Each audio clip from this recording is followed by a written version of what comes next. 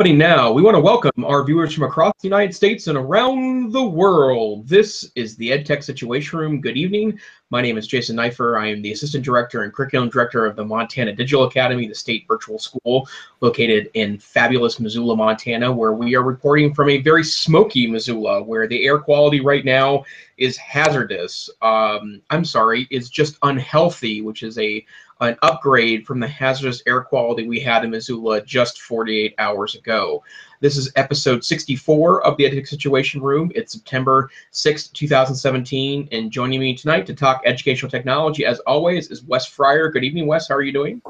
Good evening, Jason. I'm delighted to be joining you from a cool Oklahoma evening where my wife and I got to go on a little hike tonight at our local park and see the sunset, and it is a beautiful, cool evening. I'm very thankful given all the hurricane stuff happening. We got friends in Puerto Rico and all your fires and everything else. So, hey, everybody, travel Oklahoma. It's a place without natural disasters right now. So glad to be here.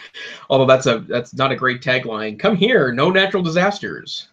Yeah, but just for today. I'm sure tornado season will bring new headlines. So stay tuned. Yep, absolutely true. So for those of you that are listening or joining us for the first time, the EdTech Situation Room is a podcast where we take technology headlines from the last week and put them through an educational technology lens. And if you're interested in any of the articles that source our podcast discussion, you can go to our website, edtechsr.com, where all of our links are posted each week, including a few links that we probably didn't get to in any given week, as we tend to discuss these things in detail. And of course, this week there's a lot of interesting technology news going on while we jump right into this.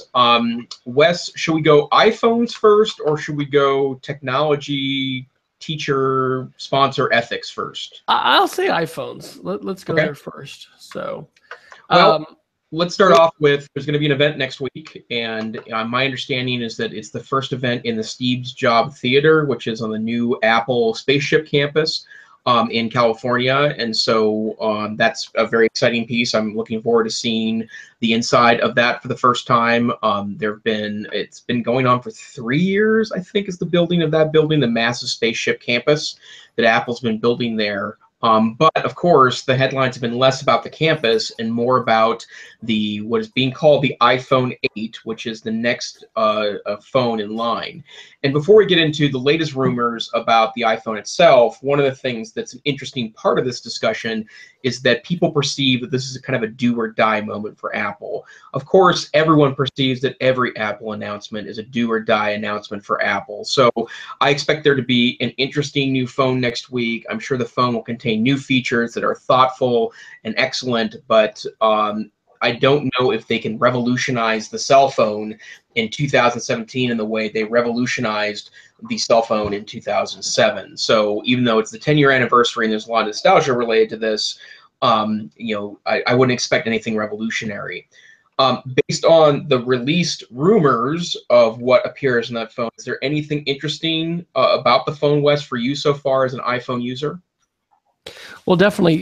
You posted, I think, the Guardian article from September 1st, expect a radical iPhone redesign for its 10th anniversary.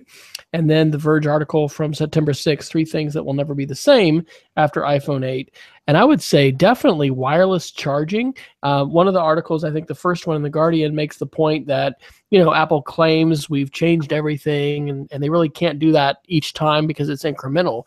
But when you add up a bunch of incremental changes, it really can change the landscape. So the idea of wireless charging, the reality of it is pretty exciting. So I would say that's probably the most significant thing. I don't know if you have challenges with your charging cables. We've been just shredding cables somehow at our house. I'm kind of like amazed. Like, how do these things go through so much, torture to end up needing to be replaced? And it's also been irritating, that some of the third-party cables, even the anchor cables that we purchased, haven't worked consistently with all of our phones. Right. So the thought of a wireless charging where that's just not even an issue, of course, we'll need charging bases, but I'm excited about that. And the other thing that it talks about is this bezel-less front, and saying that as we've seen with other kinds of technologies, other companies like Samsung have beaten Apple to this, but they may be the ones to really bring that mainstream, bring that into everyone's consciousness, and sort of set that as the new normal for smartphones. So I think even just the picture that they have of Instagram, and seeing just how much larger it is, and be interesting. I know you're going to talk about Manoush Zomorodi's new book. Probably pretty interesting to see how many minutes we're all spending on devices and how many minutes on that smartphone versus that laptop versus the tablet. I know it's just a huge amount of time for me. And so the better that small smartphone screen is, it's shifting normal, and it's happening gradually. But hey, if you don't want to experience gradual change, just wait like 3 generations before updating your phone, and it'll be like, whoa, look at what's happened. So I'm pretty excited about that. However, I'm guessing that this will not be drawing you away from your Android ecosystem, where you're pretty happy. And do you have a bezel-less experience now with do you have the Pixel phone? Is that what you're using? No, I'm using an older Galaxy Note 4, and I think the bezel-less thing is interesting, but I've never really understood the kind of race towards high pixel density screens that seems to be dominating the cell phone market right now. And Apple, to their credit, to this point, has actually been very cautious about this, because they realize that super high resolution screens, large high resolution screens, are also massive battery sucks. And so they've done a great job, I think, of continuing to increase the pixel density. Their so-called Retina display, which is a term that they coined to describe, it was the iPhone 4, maybe it was the 3, no, it was the 4 was the first with the Retina display. And that's an interesting phenomenon, of course, because the idea is that at a certain distance from your face, you can't see any of the pixels. And if you go, in my opinion, anything above that, it really is an unnecessarily high resolution screen. But having used a 25 so-and-so by 16 so-and-so phone, which is what this older Galaxy Note 4 is, it's a beautiful screen, and I just don't know if it's worth the trade-off of battery life. In fact, the phone that I have loved most with that has been just a regular HD screen, the 1366 by 768 screen, which I think is a fine enough resolution to watch video on the go. And so if Apple decides that they're going to crank up the resolution of the screen as part of their big, beautiful bezel-less screen, that does change everything, I think. And you'll start to see Android manufacturers at the mid-end start to push more high-definition screens. And that seems kind of anti-Apple to me, because it's going to come up with a big battery trade-off. But the thing that's always interesting about an Apple announcement is there could be something out of left field. There could be a new battery technology they're utilizing, or something that helps trade the high-resolution screen for better battery life. And so I think those innovations could make a really big difference. The other thing, go ahead. I was going to talk about price, right? Because we've mentioned this on the show before, but this rumor that we're going to be pushing $1,000. I mean, isn't that amazing? We say this is a computer. Now you pay for it like it is a computer. It's not just a phone price. And so that's an interesting thing as far as how that's shifted normal. But I guess they're really exploiting demand, right? When you can't get enough production quantity out of your factories in China to meet demand. I mean, this is supply and demand, right? You increase price, and because demand, the market can hold it. So I think that we may have one of these in our house. I think it'll probably be for my wife, and like I think I mentioned, we'll downgrade, or we'll upgrade. The domino of family upgrades will swing down and just kind of pass Dad by this time, which will be fine. But wow, $1,000, and definitely sign of the times, right? I mean, that's more expensive than probably most mini laptops that people are buying for kids going to school this year.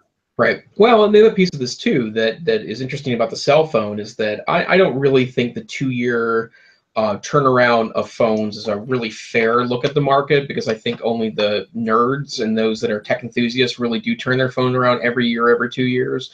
But at the $1,000 price point, and if it was just Apple, it's a little more justifiable because I do think Apple hardware tends to last longer than the typical original equipment manufacturer phone. So in the case of let's say it's an LG phone, for example, if you're rocking an LG G2 or LG G3, that hardware might not last as long as an iPhone because the Apple stuff is pretty famous for being bulletproof and lasting a long time. But $1,000 is a pretty massive investment for something you're only going to keep around for even 3 or 4 years, in comparison to the on-subsidy phone from the cell phone carriers before subsidies left our ecosystem, and then even the original iPhone, which was priced $600, which was considered to be a very premium price in 2007, but that's a big jump in prices without a really clear scenario how long people are going to keep the phone. So yeah, I'm not super excited about that notion. And of course, if Apple tips over $1,000, then Samsung's high-end phones will clearly go in that direction.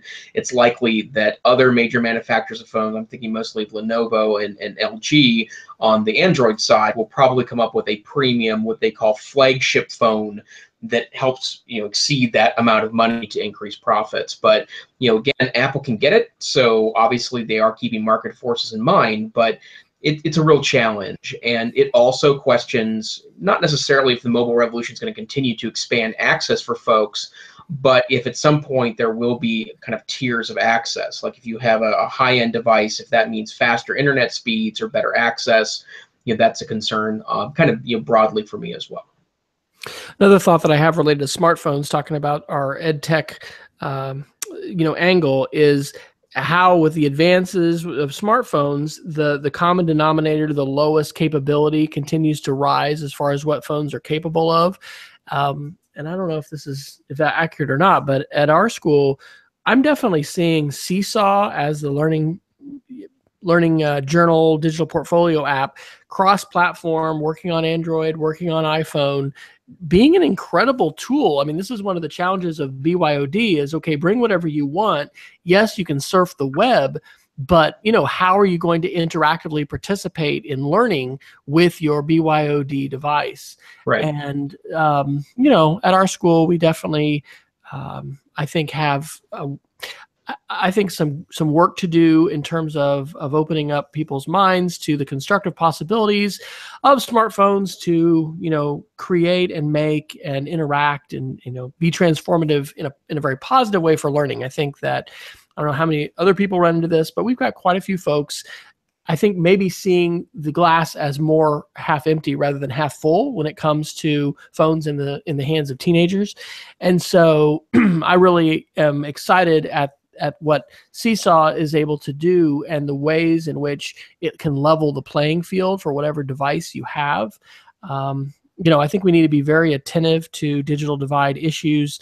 And while we tend to get all excited and, fall over ourselves with whatever the latest Apple news is, the reality is most students are not going to be having that latest device. Of course, that depends on demographics and things like that. But anyway, it's just, I'm not only excited to see whatever the latest and greatest thing for Apple's, new iOS, and I am excited with iOS 11 to see, I think, QR codes coming native to the phone, like being able to scan that out of the camera app is what I've understood. I haven't run the beta, but that's huge, right? Because that's one of the things we've encouraged folks in iPad Media Camp to do for years, install QR code reader. It's a game changer. It should be an important part of how you help students quickly get to content and avoid distraction, et cetera. So I'm excited with the continuing advance of the smartphone to see, kind of where everybody else kind of gets raised. And a lot of that has to do with apps and function, because it's not just, hey, I've got a camera, that's all I need, or I've got the web,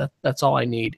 I think from an educational standpoint, we definitely need apps and platforms with greater interactive possibilities, and seeing the continued march of the smartphone and, processor speed and all those kind of things.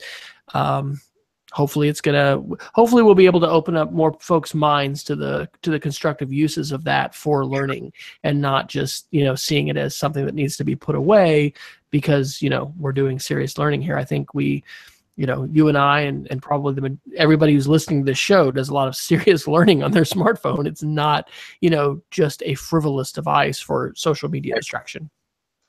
And then one other thing, question for you, Wes. I do expect them to announce that the High Sierra, which is the next version of Mac OS, is probably going to be out of beta here pretty quick and released in devices maybe in September, maybe in October. Do you expect or suspect anything else announced next week other than a phone? I don't know. Honestly, this time, usually I'm a little bit more onto the rumor sites, and perhaps it's because of hurricane news and, you know, other kinds of things going on. I haven't been as attuned to it. You know, yeah, I'm very interested to see what Apple is going to do on the AI front. And so anything to do with Siri, anything to do with television, I think the main thing people are expecting with Apple TV is just that it's going to be a 4K phone and that, or 4K, sorry, Apple TV, and that's it, which is really not that exciting because it's kind of like 3D television. Like, do you really need 4K television? But I think that the innovations around user interface and user input are a huge deal. You know, I'm doing a lot of verbal transcription, you know, speech to text with my iPad, with email, with my phone, with texting and email. And as I've, you know, configured and set up Apple TVs at school for many of our teachers, of course, this is when nobody's in the classroom, but, you know, I'm putting in our emails and passwords and things like that with voice using the remote control. Yes. So I would expect Apple to continue iterating with that. I don't have any, you know, rumor site links or anything like that pointing to a huge jump, but that side of things I think is significant. And again, we're all kind of used to the keyboard and, you know, children of the typewriter. We're used to that input device, and I think we probably could be underestimating and undervaluing the importance of alternative input technologies to productivity, you know, and so I would be excited to see something advanced in that regard, because I would think we're going to see more than just a 4K Apple TV. I think there'll be something else there, but I don't know what it'll be. Yep. Awesome. Okay. Well, where shall we go next? Well, I don't know. I mean, I definitely want to talk about the article as far as the brand name teacher stuff, but why don't you talk to us a little bit about Chromebook? You've got an Android headline there, so yeah, illuminate those folks of us who are not as Android oriented on what is happening in Android world. So first, I should be really clear about something that I have, and I tend to do this every 7 or 8 months, but I've now moved largely to the Chrome OS for 60-70% of my daily interaction, and part of that's because I've been able to find the right tools to make Chrome work for me, or Chrome OS work for me in my day job as supporting students as part of my work at the Montana Digital Academy. But I own a couple of Chromebooks, and then I own a couple of old computers that I have cloud ready, which is a Chromium OS, which is about 90% of what a Chromebook is, minus a couple of features that I've been able to utilize it as well. And one of the really great things about the latest Chromebooks is that they're able to access the so-called Google Play Store on Android, which is a 2 million app ecosystem that allows you to install a wide variety of apps on the Chrome operating system. And so I have 2 devices that are able to do that, and I think it's really a game changer because it provides so much functionality to that otherwise scaled back OS, but still keeps, you know, the fast Chromebook architecture, the excellent App Store, which is better than everything except for the iOS App Store. So there's a really interesting, you know, convergence of things here, and I could certainly see a reason why schools would want to adopt Chromebooks with Android apps, because they could push out a variety of interesting apps that add functionality to these really great devices. And to give you an example of this, this is an older platform now. I think this is a 3-year-old device. This is a Chromebook Flip from Asus. I was able to get it dirt cheap from a pawn shop, but and it's a tablet. Define dirt cheap. What did that look like?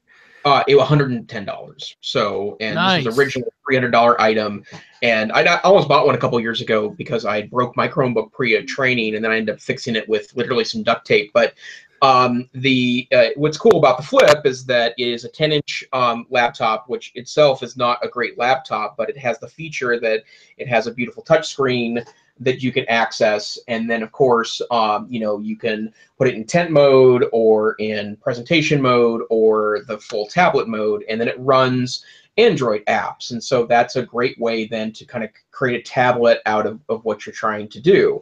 And so that's always been of incredible amount of interest to me. But part of it is that I've just really loved how sleek and fast Chromebooks are, even on relatively modest hardware. This is an ARM chip or not an Intel chip that runs things pretty fast. The only thing this doesn't have is the 4 gigabytes of RAM, which is what I always recommend with a Chromebook, is get as much RAM as you can. But this thing is a very effective device, and considering it was, dirt cheap relative to its retail cost, that's been a great kind of tablet alternative for me. Well, the good news is that it took Google a long time to figure out how to put Android apps on Chromebooks, and in fact, the majority of Chromebooks, even after the date they said that all Chromebooks bought after this date, it was a date in 2016, would have Android apps on them eventually. They're starting to catch up with that promise, but a majority of new Chromebooks don't at this point. But they're releasing update after update after update that's making this a better user experience. For example, being able to resize the windows of the applications or the apps wasn't a part of the early builds of Chrome OS, and now that they're kind of figuring out what they're doing and also encouraging developers to make tweaks to their code before they put them in the Play Store, that's a reality. Also, the ability of apps to go full screen or in a window mode is also something that's now starting to appear on the most stable of Chromebook builds. And I do get asked recommendations a lot of what I would purchase if I were to get devices for a one-to-one classroom, or maybe say one device for every 2 or 3 kids. And I always think the answer is somewhere, a couple of here, or a couple of this, and a couple of that. Like if you can get everyone one device, that's great. But if you can't get that, having a handful of iPads, a handful of Chromebooks, maybe access to laptops with full Windows or Mac OS on there would be great. But I think it's kind of all of the above to be the perfect piece. So this is evolving quite quickly, and at some point, a Chromebook becomes a lot more functional, in my humble opinion, when it can access that app store. So that's the big news for this week, and a lot of Android and Chrome nerds are pretty excited that that's becoming a more stable reality. Another article that you had dropped in, and thanks for doing such a fine job with our little less of a contributor, but Recode September 6th, podcast network Gimlet Media has raised another $5 million, this time from ad giant WPP. I think it's something like 12 they've raised in the first part of this year. $15 million round last month, so $27 million total funding. What do you make of this? Should we be doing some advertising and cashing in on the podcasting popularity of this medium? Clearly, Wes, it's time for you and I to approach seed funders and see if we can't do like a $10 million A round. Like, it seems like that would be, the place to go. I've never understood why podcasting hasn't taken off more. I've been a loyal podcast listener for, has it been this long? It has been this long. 13 years, I think. I've been listening to more podcasts than I consume any other media. And as I've joked, seriously joked in the past, I do have a couple hundred podcasts that I do have on my app. I don't listen to more than 20 or 30 in any given week, and a lot of them are smaller news type items. But Gimlet Media, which is a wonderful experiment, a former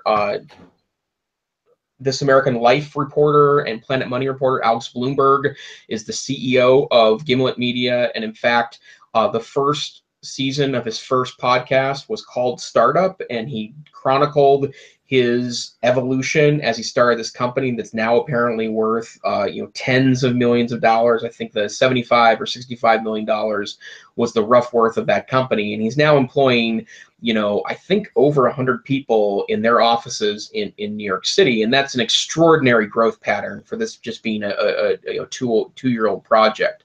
The reason why this is interesting to me is because there is so much money around developing high-quality content on podcasting. Yes, there are thousands of podcasts that are just like this podcast that are intended for a relatively small audience of kind of a narrow focus. We're not going to make it on any iTunes top 10 list, but we certainly have people that download the podcast. We have people that tune in live every week.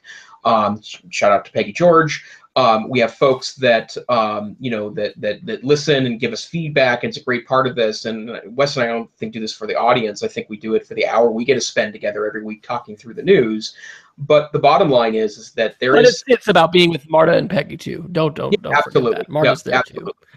Well, and we have this interaction back and forth with an audience that is really, I think quite interesting. But of course, that's a different model than, This American Life putting on a podcast or the Gimlet Media folks. But it's just really interesting to me that radio won't die. It's just going to reinvent itself in the form of podcasting, I think. And so I'm glad they're doing well. I'm a voracious listener of at least 6 of the podcasts on that network, and I'm really excited that it's getting money and that people are tuning in and patronizing sponsors that that make that podcast content possible.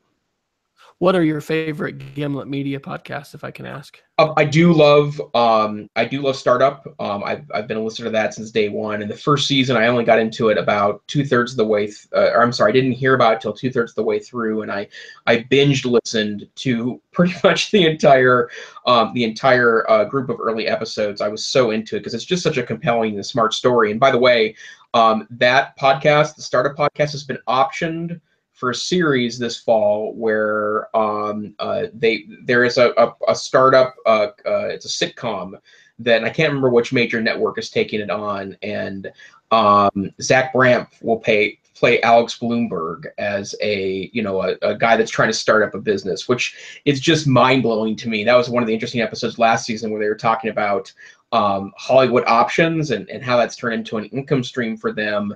And that's true of other podcasts as well, but some of them are actually kind of coming to fruition. So that's pretty interesting.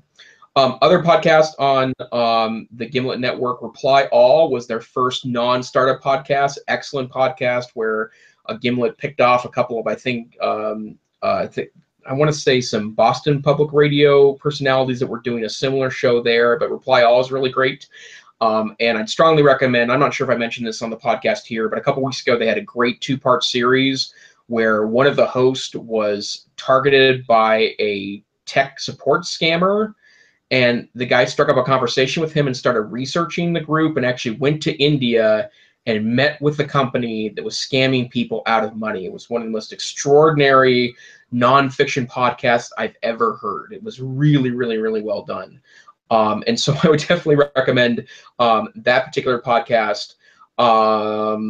Let's see. Sampler is a great podcast where it samples what people like to listen to in other podcasts. That's about as meta as it gets. The Pitch, which is kind of a Shark Tank wannabe, but is in kind of smaller companies, smaller products.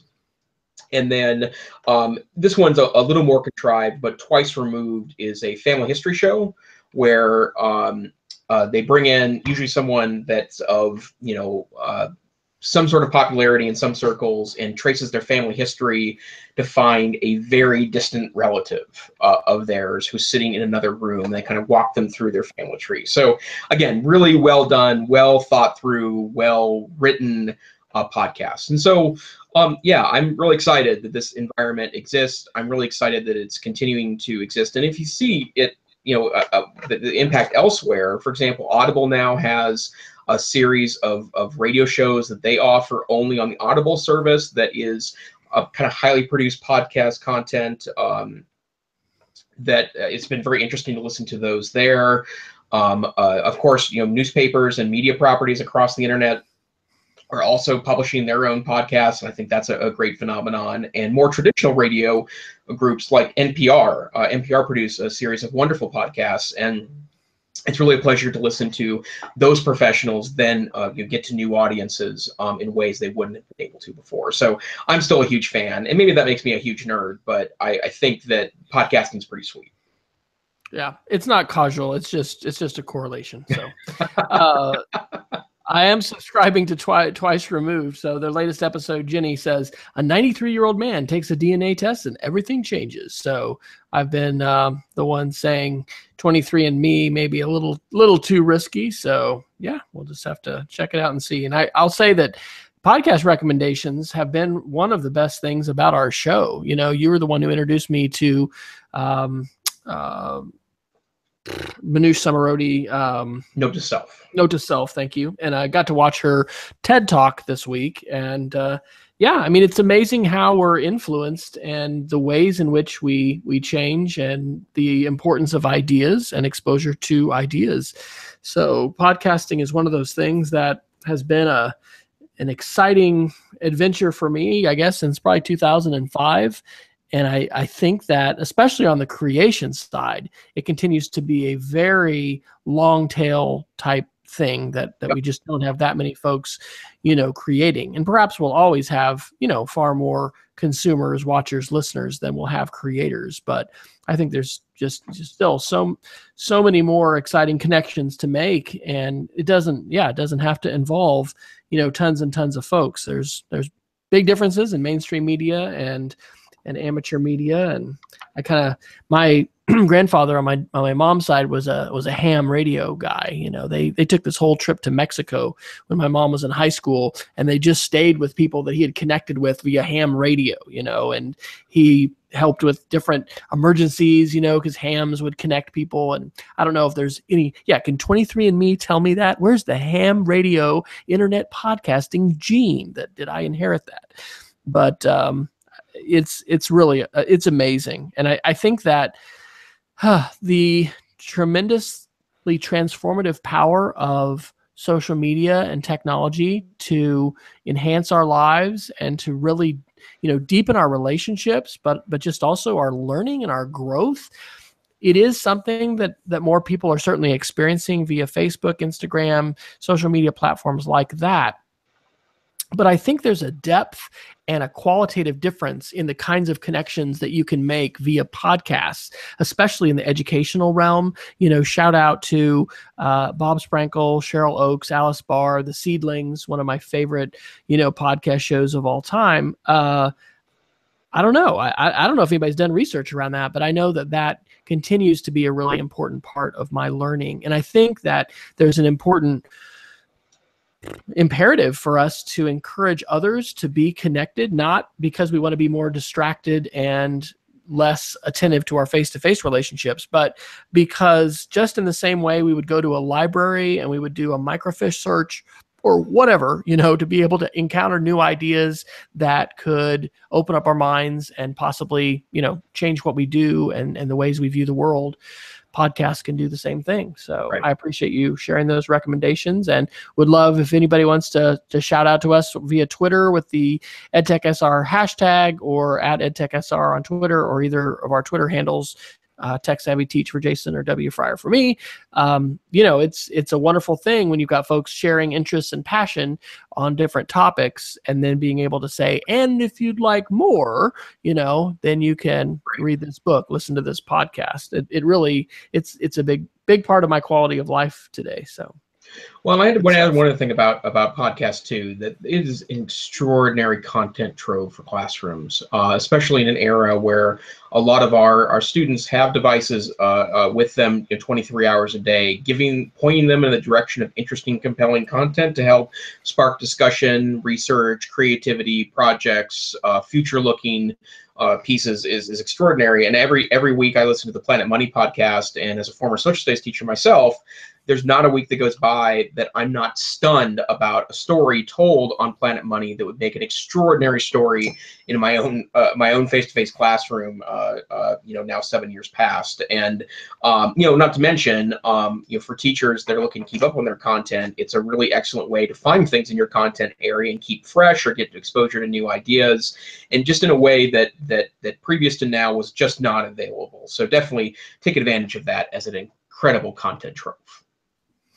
Well, Jason, I would love for us to dive into this article we mentioned, the Silicon Valley New York Times article about brand name teachers. So I'll throw the question to you. This was New York Times, September 2nd. Silicon Valley courts brand name teachers raising ethics issues. Shout out to Peggy George, who had pointed this out to me, and I got on an EdTech chat, I think Monday night, that was talking about this.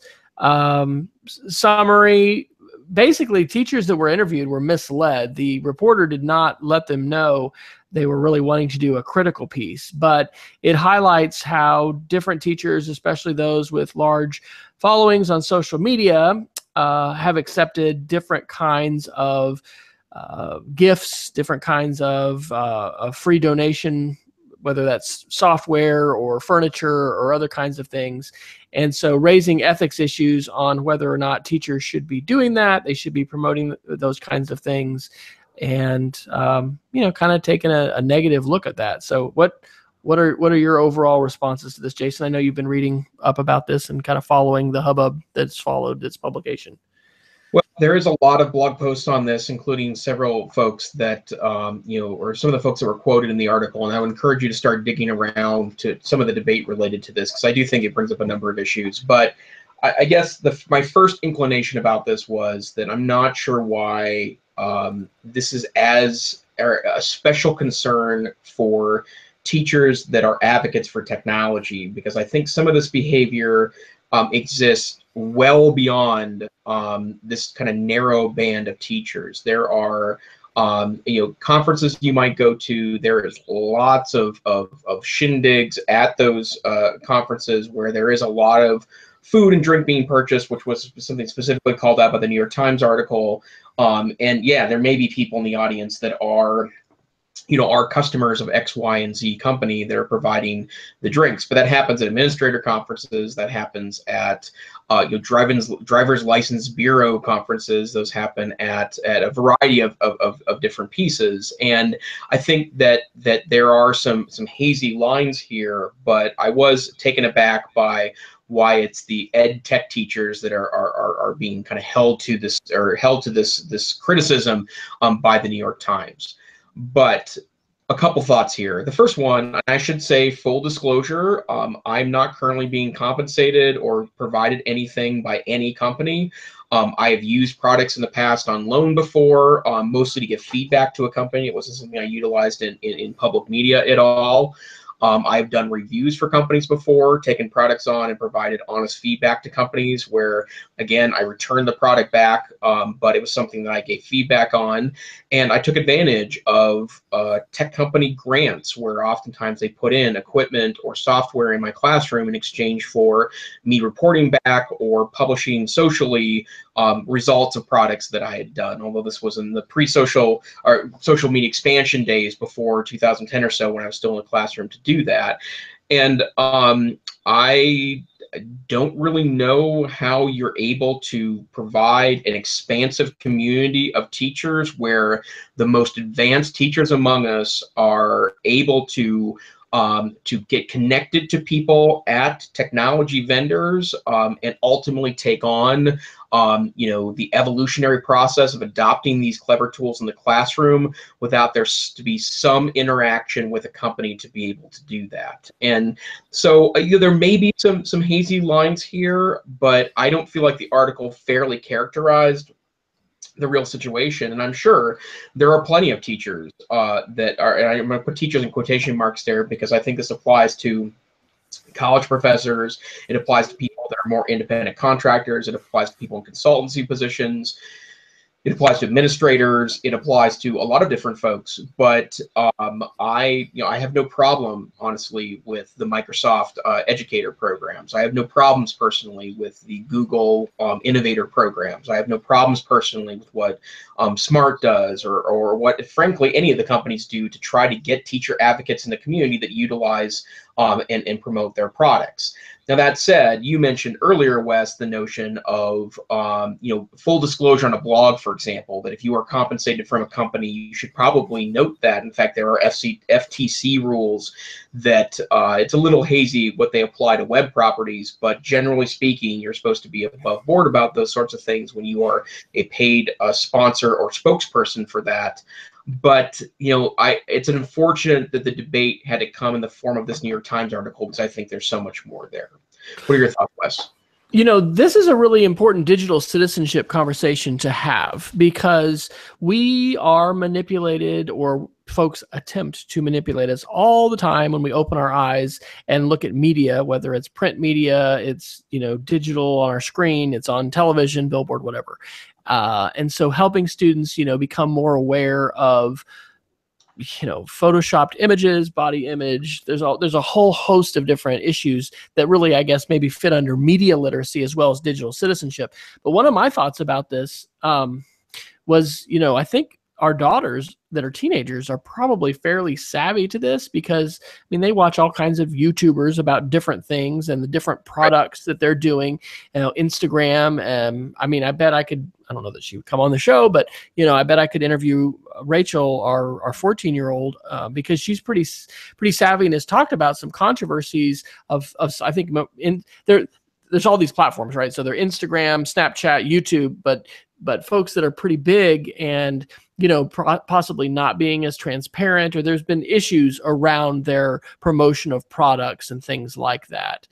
We are in a different day where you're not going to have to be just in this super narrow group of folks that are picked by Hollywood to be on movies or television, or a sports superstar, to be able to garner a lot of attention. So I think there's different sides of this to talk about. Definitely am a fan of transparency. I had put into the show notes a October 2009 post that I wrote about FTC mandating disclosure for bloggers. And, I remember at that time, going ahead and posting very clearly on my blog what kinds of affiliations that I had. I've worked for some different, companies before. I stepped out of, traditional classroom education to work for AT&T, and was on my own for 5 years, doing independent presentations and consulting, and then also, doing some contract work for different groups. So I agree that it's not a very balanced perspective in the article. I definitely think it's a lesson learned if you look at, and I'll even try to put some of the tweets in, because some of the folks interviewed in the article were participating in this Monday night chat, and they included some screenshots of email that they've had from the author, or they had from the author in advance, and they really, my interpretation, felt misled that they were asked to really highlight how these ambassador programs were improving their classroom, et cetera. We always need to be very careful when we're talking to the media. I think that's a little bit of a higher profile issue for me now at an independent school than it was at a public school. But, right, wherever you are, there's going to be a public relations office. There's going to be someone, designated as the spokesperson. And we need to be careful, and we need to be in communication with those people. So I would say this is probably a good note to self to, just be wary of folks that are going to contact you for articles. Be in touch with whoever your communications, public relations folks are. Be aware that the things that you say, can be taken out of context. And if you have an opportunity to ask people, and I've done this before with some written pieces, or, more like not obviously New York Times level stuff, but, other like more magazines, can I see that before you publish it? Can I look at that? Anyway, I think there's some cautionary tales here. And while we don't see nearly as many folks certainly blogging today in education as we do on social media, it's not a bad thing to, have a website. We're talking about brand and digital presence and digital footprint. Have a site where you're able to share your connections, and then think about a disclosure policy, because it is important for people to know where you sit. We all have biases, but not only do we need to be transparent from, I think it's the right thing to do standpoint, we also need to be aware of the laws and how those affect us. And that probably varies by state in terms of what people as public employees or state employees, are allowed to accept. And saying, oh, I had no idea, is really not an excuse. So I think there's some good dialogue to come from this, but hopefully we can, keep in mind how positive this can be. And I think that just like in most things, you're going to have a whole range of situations where there's going to be bad outliers and there's going to be some really good ones. I think there are exceptional ambassador programs out there and wonderful, wonderful companies, bringing educators together to share ideas, to be inspired. Obviously we can do this with social media, but when you do that in face-to-face, there's a lot of power there. So certainly not a balanced article, but an article that raises important issues for us to talk about, and probably not just with teachers, probably with students as well, because these are things that they're encountering in their social media experiences. Well, and a message to administrators too, that it is worth having a conversation with your teachers about if they're engaging in any of these types of programs, talking through what that exactly means, and who's sponsoring, what that looks like. Again, I do feel like that there is some hypocrisy a bit in these conversations, because I think there's a lot of money that runs for schools, for example, that don't make it their way into the classrooms and to teachers themselves. That why is it that this is barred and that's not barred, et cetera, et cetera. But the bottom line is that you have to have those conversations to be able to know those lines, and I think that's an important piece of this. And I think, Wes, you're absolutely correct. It also behooves us as educators to have these conversations with our students, because it's just such a different game than it was 50 years ago in regards to what a sponsorship might look like, what compensation looks like, where media is compensated from. And I think that's an important part of this discussion as well. I'll say one more thing about this. My wife has observed this, and I've noticed it as well, that there are some websites where the person is so polished and branded, and possibly it's, they've outsourced the digital design of all those kinds of things.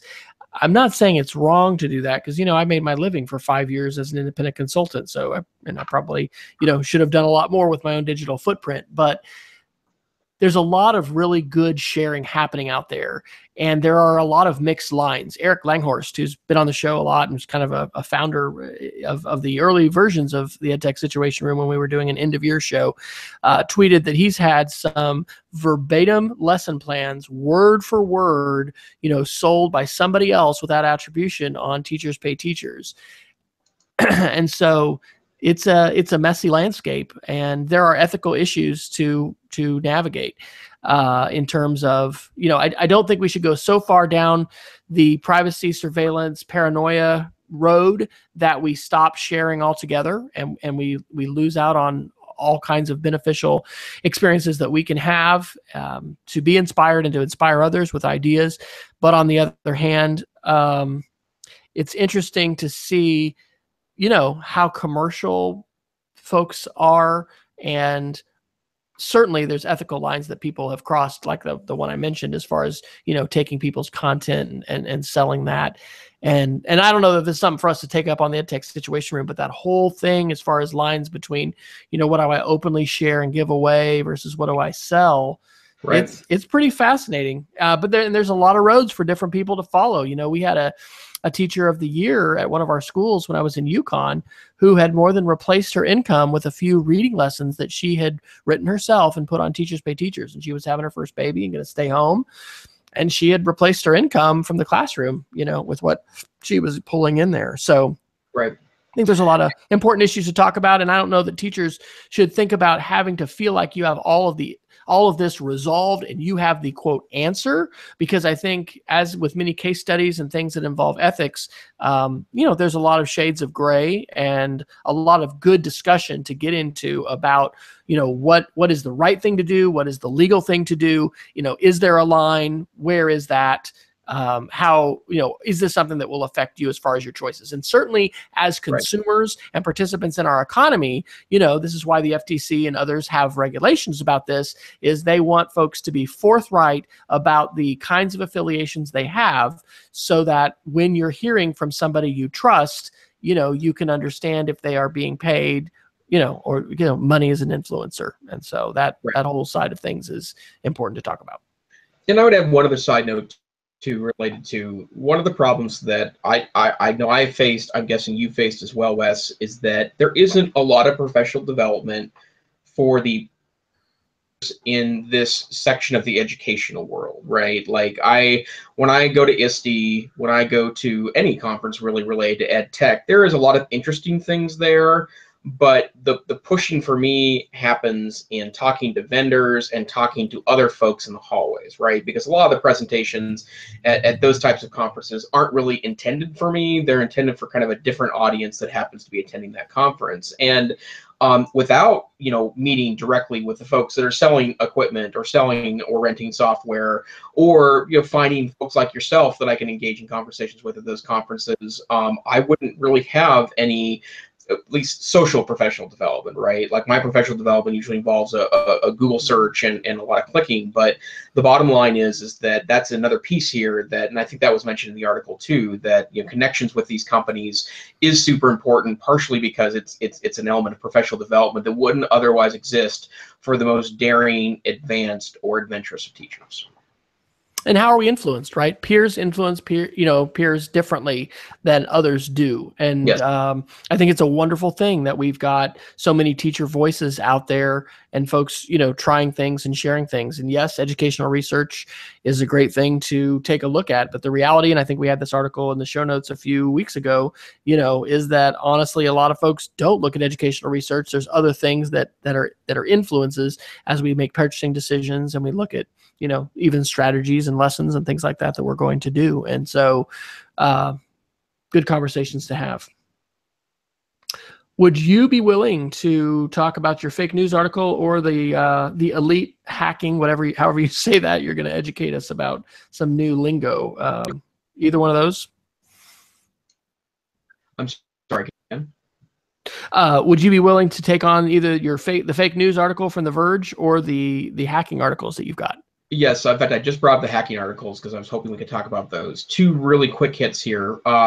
This is from The Guardian last Thursday, that there is a perception that 500,000 pacemakers could be hackable because they there's able to take wireless updates on them in order to update the firmware in the pacemaker. And so a maker of these pacemakers has recalled 500,000 of them because they could be hacked and then nefariously modified in order to risk the health of the patient. And you're going to hear more and more of this. And of course, the first thing I think about is my ongoing experiment with the Internet of Things in my own house: smart lights, smart voice assistants, smart plugs. No smart appliances yet, but that's certainly on the horizon for the broad market, if not my house itself.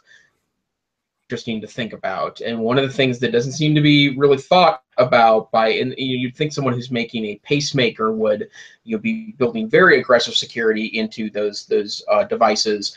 Apparently it's not being particularly closely monitored by some folks, at least. I know I wouldn't have fear about putting a pacemaker in if I needed that as a necessary health implement, but it does cause pause. Any thoughts about that, Wes?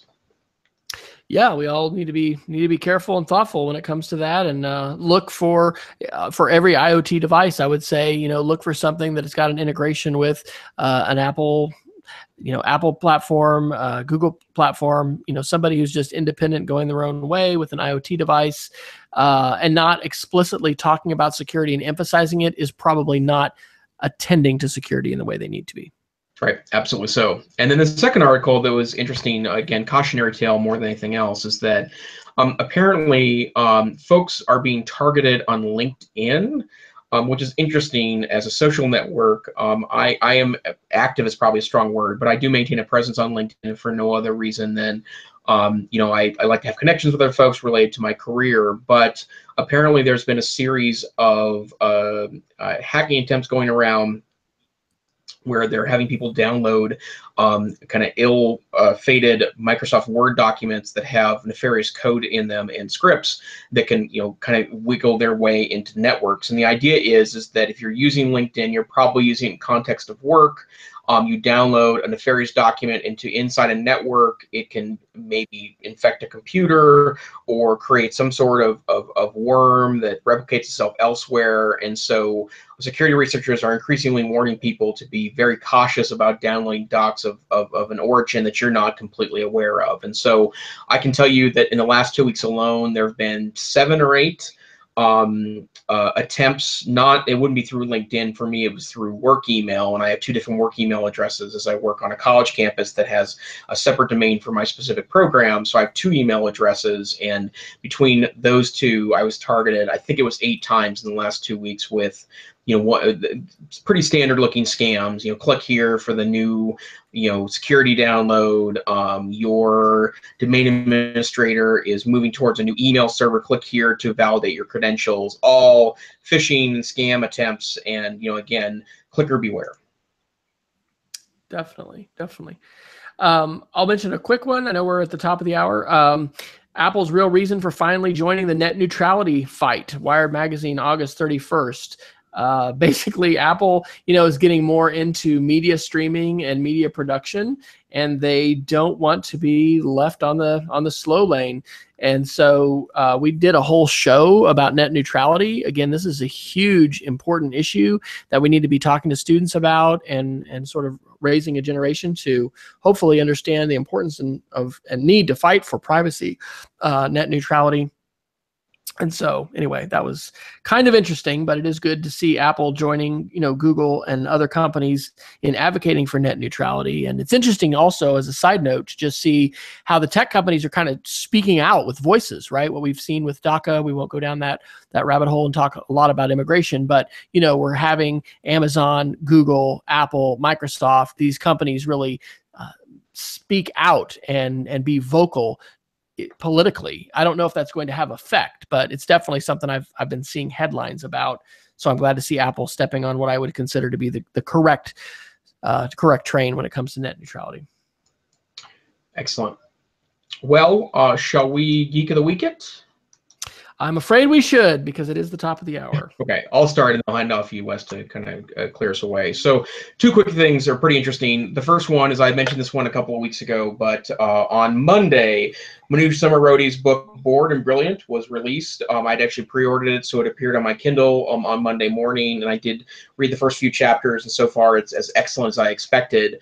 One of the things that I'm looking forward to, and I think it's chapter 5 or 6, but in this week's episode of Note to Self, which is the podcast that inspired the Bored and Brilliant book, they talked to the gentleman that, Wes, you and I talked about a year ago, the former Google engineer that Tristan. That was noting that a lot of apps were utilizing the same technologies and kind of brain hacks to get people interested in those apps that Vegas slot machine designers utilize to keep people kind of gambling. And so I am Tristan Harris. Harris, there you go.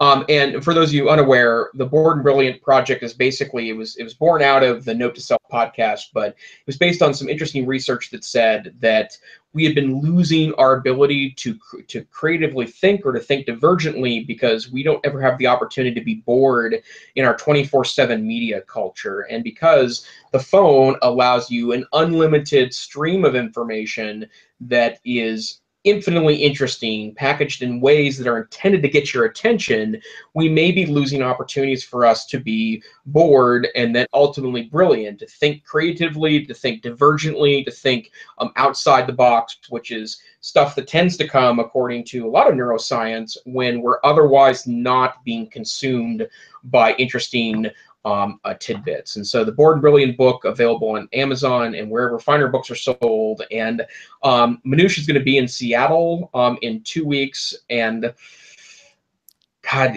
I'm just not really a super fan kind of guy, but I'm thinking about flying over and seeing her at the book signing, because I just love her podcast and book so much. I'd love to meet her. And that's the by far, like, I've never been to a Comic-Con. I don't go to Linux conventions or anything, but that would be kind of super nerdum for me. So the Bored and Brilliant book, available now for download or purchase on Amazon and other book retailers. And then the other thing I wanted to mention, that something that I just installed the other day, but so far it's pretty amazing, but Google, in their Google Suite for Education, speaking of major education vendors, has a new, actually, they've released a couple of really interesting enhancements to their cloud storage system. The first one was a month or two ago. They released something referred to as Google Drive and Sync. And I didn't put a link there, but it's available on, I think, on the same major page. But Drive and Sync, what it does is that it allows you to obviously have a Google Drive, but then pick other folders on a laptop or desktop to back them up, kind of Carbonite style. And for those of you unaware, Carbonite is a product. Carbonite is a backup product that you just set it, it sniffs out where your documents are stored and keeps automatic backups in case you have a disaster with your laptop or desktop. Google Sync does the same thing, but you just pick the folders and it makes some suggestions based on your usage patterns. It syncs folders back to the cloud, and it's a little different in that if you can delete things or not delete things, and you can set up complicated rules to be able to make sure that even if you delete something locally, it ends up being backed up on the cloud. But I've downloaded this on my daily use computers, and now I have access to all my files. Maybe a tip, maybe just me being weird. I always keep a working folder on every laptop or desktop that I use, and instead of having my desktop fill up with crap, stuff that I want to save obviously goes into my Google Drive or what used to be my Dropbox drive.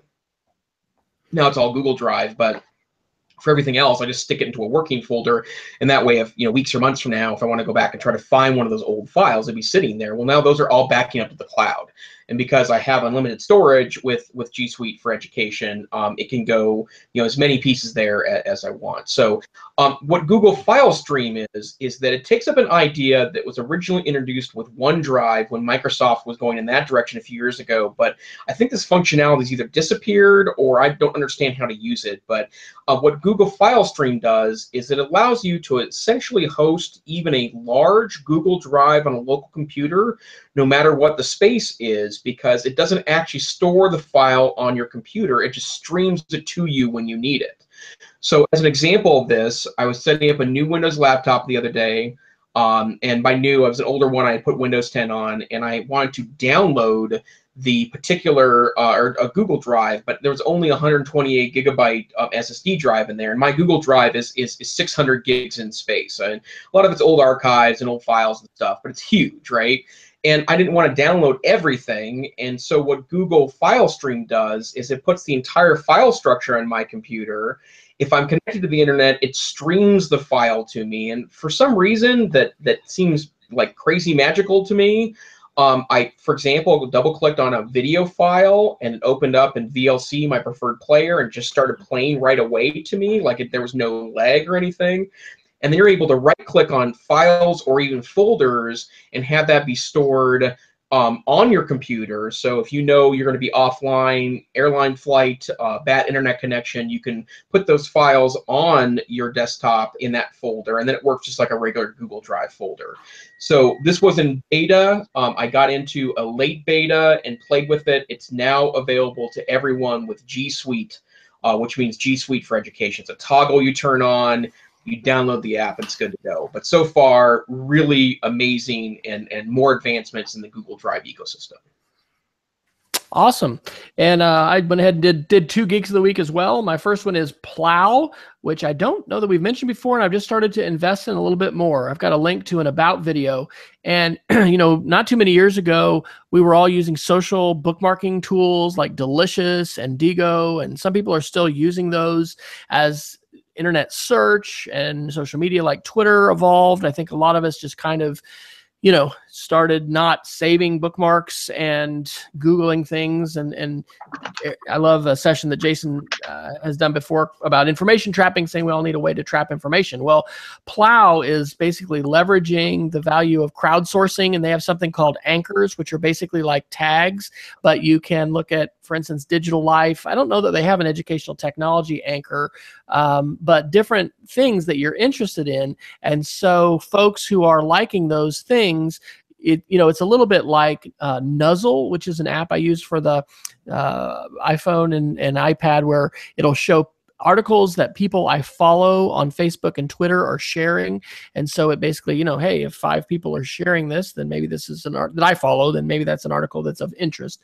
Plow is kind of similar and allows folks to become trusted voices. And, you know, it looks interesting, because in our world of, you know, almost infinite information, filtering and having trusted voices and having tools that we can use to, you know, filter from the flood, right? This is the exo flood of all this data, is pretty important. And so I'm playing with Plow and would encourage other people to check it out and let me know if you're using it, if you like it. It doesn't seem to have a huge community around some of the anchors or topics that I've been following, but it definitely looks promising. I do not think they have an app for iOS. It looks like it's just a bookmarklet, and I haven't yet got that whole workflow, you know, streamlined, but have been playing with that. And then the next thing is an email client, which I think really is a game changer. Have been using that with my personal email, and I'm going to be using that more with work email. It is called Hop. And shout out to Johnny Curriculum. Gosh, I'm going to blank.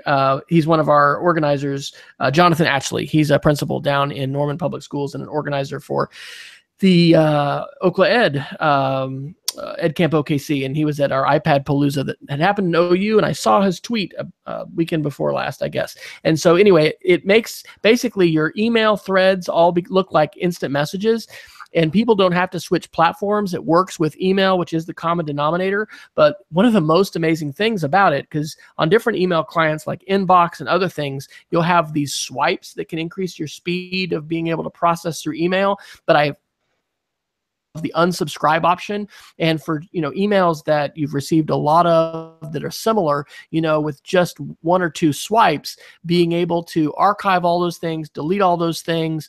You can also delay stuff to have it email you later, but being able to do an almost one-touch, you know, subscribe, and therefore keep your inbox clean. It also takes everybody who's not in your contacts list and puts them in an other category. So we have Google with their inbox tool and other things, you know, taking promotional emails, social media, and trying to group those things so that you can filter them differently. But I really like Hop. I think it's great, and I'm looking forward to seeing how it hopefully increases my email productivity, which, as much as I don't love email, is an important skill and not something we are going to be able to escape, especially those of us working in educational technology, but in a lot of career fields.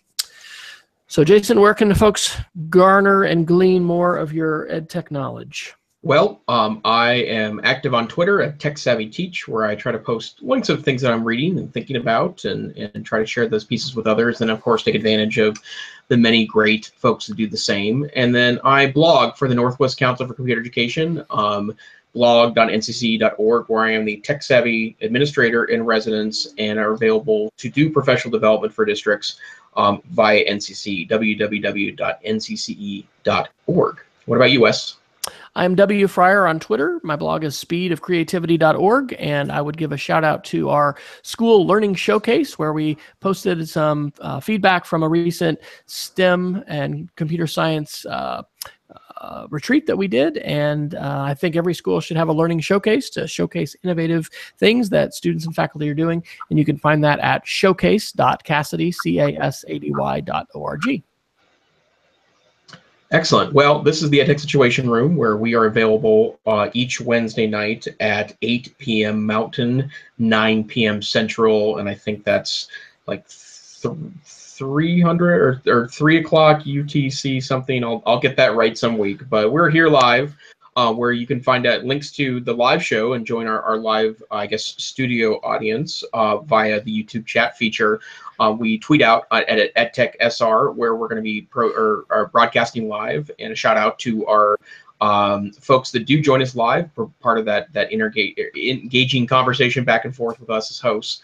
And we post this podcast on our website, edtechsr.com, where we also have links to all of our weekly discussion topics. And of course, this is available where all finer podcasts are aggregated. That includes iTunes, Stitcher Radio, and almost every podcast app I've downloaded has us featured. And of course, you can always ask Google Home to play the latest edition of the EdTech Situation Room podcast. So we wish you a wonderful week. We hope that wherever you're at in the United States, that you are safe in light of the extraordinary weather we're experiencing, and we hope to see you next week. Adios.